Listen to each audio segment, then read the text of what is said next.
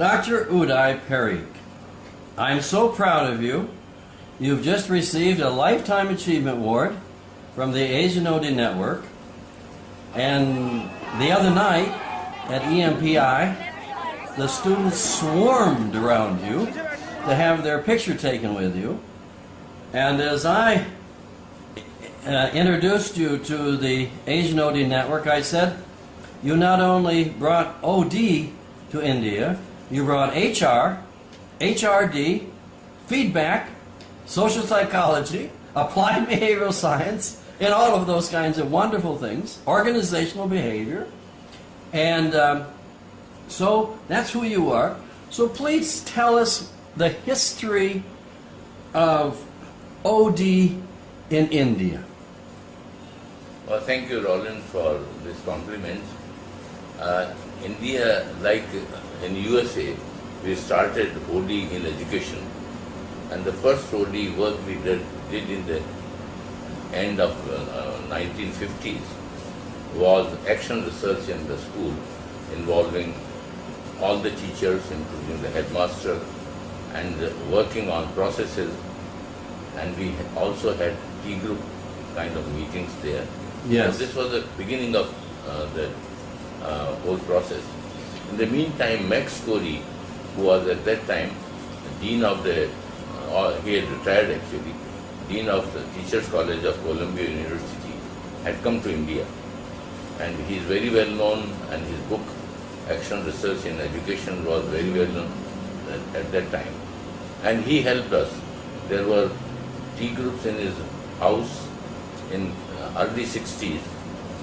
And then he recommended, and I went to USA in 1961 to the NTL, where I got my training.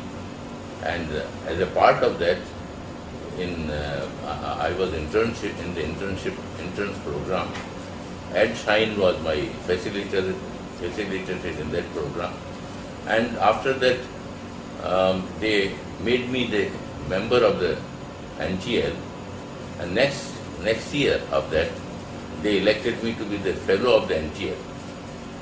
Since then, fellowship has been terminated. I mean, there's no fellowship anymore. Right. And you were probably the first Asian. I was the first Asian to be Yes. to be there.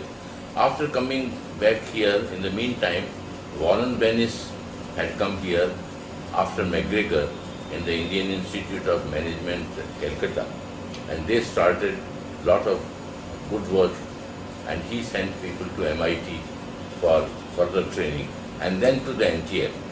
So we had several people who went from the Calcutta in NTL. That is how in Calcutta it started. In the meantime, while we were working in Delhi in late 50s and early 60s, in Mysore, Rolf Linton was working there. He was from the Tavistock tradition, trained in London, and he was running some programs.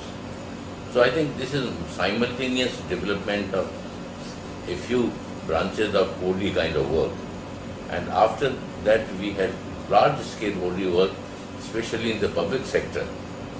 And the credit of that goes to my late friend Nitish J, who did lot of good OD work in most of the major industries, including the government and several government systems. I think this is what the origin is of OD.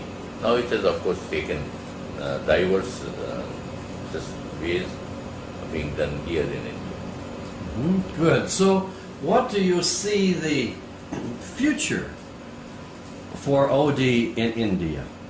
I think OD has, seems to me, bright future. Now there's interest in OD has rekindled.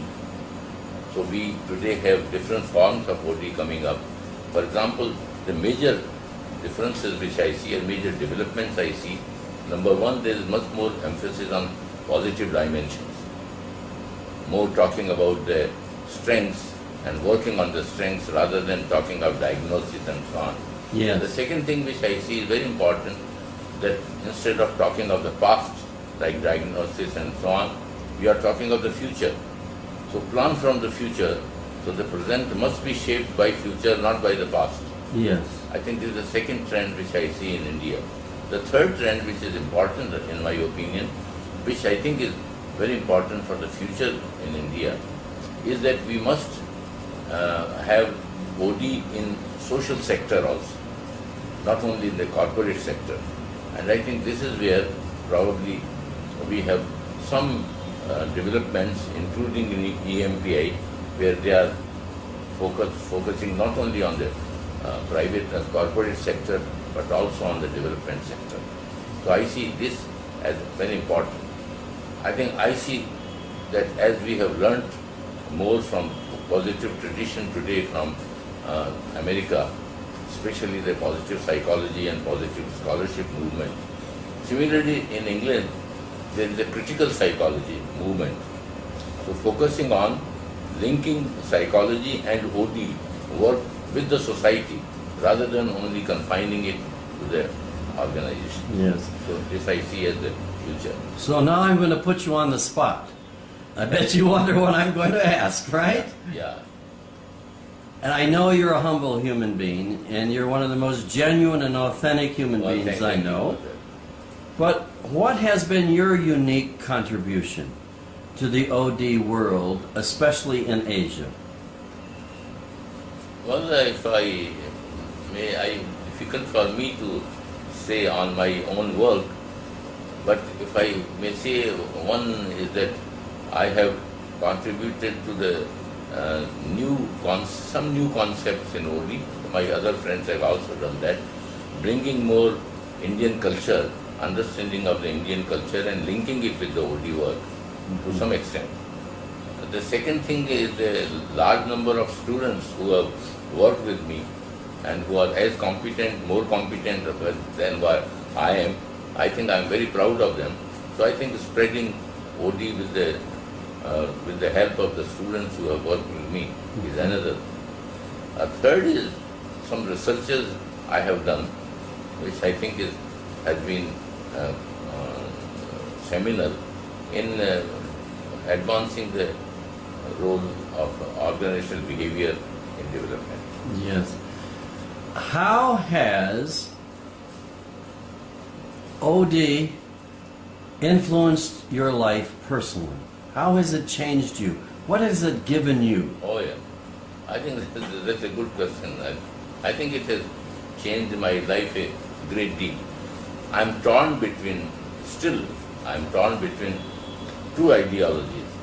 One ideology is the Marxist ideology, where change requires basic change in the society. The second ideology is the Lewinian ideology, where you have to develop processes in the organizations and the society.